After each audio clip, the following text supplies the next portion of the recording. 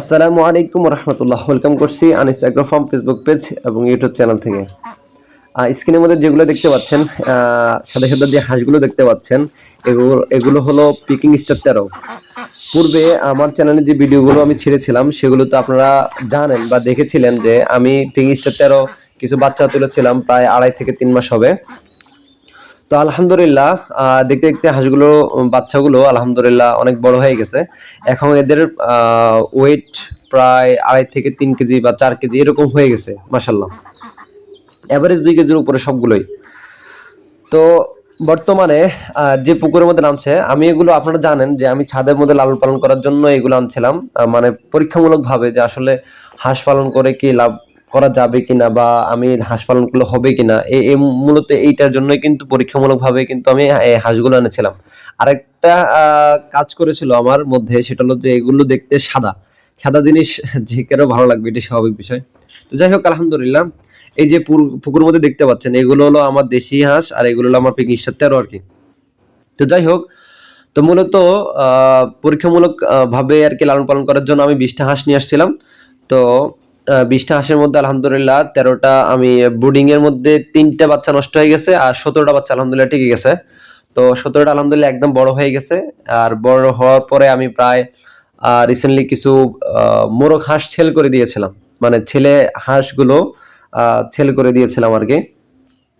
তো আপনারা দেখতে পাচ্ছেন এগুলা হাঁসগুলো এখনো পুকুর নামছে, এই যে এটা হলো আমার দাদার পুকুর আর কি। এগুলো আমাদের দেশি হাঁস। তো আমি এখন এগুলোকে ছাড়ে দিয়ে লালন পালন করি, কারণ হলো ছাদের মধ্যে যখন লালন পালন করতাম আসলে হাঁস পানি ছাড়া লালন পালন করা খুবই কষ্টকর। তো যাতে একটা বয়স পর্যন্ত তাদেরকে ছাদের উপর লালন পালন করেছিলাম, তো সেই সুবাদে আর কি ওদেরকে আমি আমাদের যাতে নিচে হাঁস আছে, মানে মুক্ত অবস্থায় লালন পালন করা হয় আর পাশে পুকুর আছে, সেই ক্ষেত্রে আমি ওইগুলোর সাথে লালন পালন করার জন্য এদেরকে ছেড়ে দিই। আর এদের যাতে এখন ডিম উৎপাদন করার এখনো সময় হয় নাই, সেক্ষেত্রে এখনো কিছুদিন বাকি আছে। তো চিন্তা করলাম এদেরকে ছেড়ে দিই আর কি, ছেড়ে দিয়ে লালন পালন করি। এই যে আপনারা দেখতে পাচ্ছেন হাঁস মাশাল্লাহ প্রচুর খাবার খায়, ঠিক আছে। হাঁসের খাবার চাহিদা প্রচুর লাগে। তো আপনারা দেখতে পাচ্ছেন এই যে, মানে খাবার পার্টি হাতে নিতে দেরি, মানে ওরা আসতে দেরি হয় না। দিনে কমসে কম 4 বার খাবার দিতে হয়। সকালে ধরুন সকাল যখন ছেড়ে দিই তখন একবার দেওয়া লাগে, 11টার দিকে একবার দেওয়া লাগে, আবার 3টার দিকে একবার দেওয়া লাগে, 5টার দিকে একবার দেওয়া লাগে, মানে কন্টিনিউ 3-4 বার আসবেই। তো আমি 4 বার দিই না, টোটালি 3 বার দেওয়া হয় আর কি। সকালে যখন ছেড়ে দিই তখন একবার দিই, আর 12টার দিকে একবার দিই, আর বিকাল 4টার দিকে একবার দিই। তো যাই হোক আলহামদুলিল্লাহ, আমরা দেখতে পাচ্ছেন আমার কিন্তু সাদা সাদা যে কোনো জিনিস দেখলে ভালো লাগে, তো সেই সুবাদে আর কি এগুলো লালন পালন করা। তো যাই হোক আলহামদুলিল্লাহ এগুলো দেখতে দেখতে বড় হয়ে গেছে। আর আলহামদুলিল্লাহ বর্তমানে এগুলোর ওয়েটও মাসাল্লাহ খুব ভালো হয়ে গেছে। তো এদেরকে প্রধানত আমি যে খাবারগুলো এখন দিচ্ছি, আমি মানে ওদেরকে তো এখন লালন পালন করতেছি মূলত যাতে ডিম পাড়ার উপযুক্ত হয়ে যায়, কারণ আমি দেখে দেখে মোরগ হাঁসগুলা সেল করে দিয়েছি। আর টোটালি এখানে 3টা মোরগ হাঁস আছে। এগুলো 2টা সেল করে দেবো, একটা মোরগ হাঁস রাখবো, আর বাকি মুরগি হাঁসগুলো রেখে দিবে ইনশাল্লাহ ডিম পাড়ার জন্য। তো মূলত এগুলোকে আমি বর্তমানে সবজি খাবারটা বেশি দিচ্ছি, ফিড, তারপর গম, তারপর হলো মিক্সার, এবং হলো সবজি যে খাবারটা আছে আপনারা খাবারগুলো দেখতে পাচ্ছেন এখানে। পাতাকপি আছে, পাতাকপিকে সিদ্ধ করে মানে যে কোনো সবজির দাম এখন মোটামুটি অনেক কম, শীতকালে সবজির দাম প্রচুর কম থাকে। আর আমার জানা মতে সবজি খাওয়ালে হাঁসের মানে ওয়েট ভালো থাকে এবং সুস্থ ভালো থাকে আর কি। আমি আমার সকল মুরগিগুলোকেও সেম অবস্থা, পাতাকপিকে কুচি কুচি করে কেটে দিলে ওরা একদম সুন্দর খেয়ে ফেলে আর কি। প্রতিদিন দুপুরবেলা করে ওদেরকে পাতাকপি দিয়ে থাকি আর কি মুরগিগুলোকে। আর সকালবেলা প্রতিদিন আমি হাঁসগুলোর জন্য পাতাকপি কেটে সিদ্ধ করে খাবারের সাথে মিক্সার করে দিই। তো খাবারের সাথে কুড়া আছে, তারপর হলো ভুসি আছে, ফিড আছে, হালকা ফিড দিই, এখন বেশি ফিড দিই না, ফিড দিই মানে যেটা মিক্সার আর কি, মিক্সার মধ্যে ফিড টিড আছে এগুলো দিই আর কি।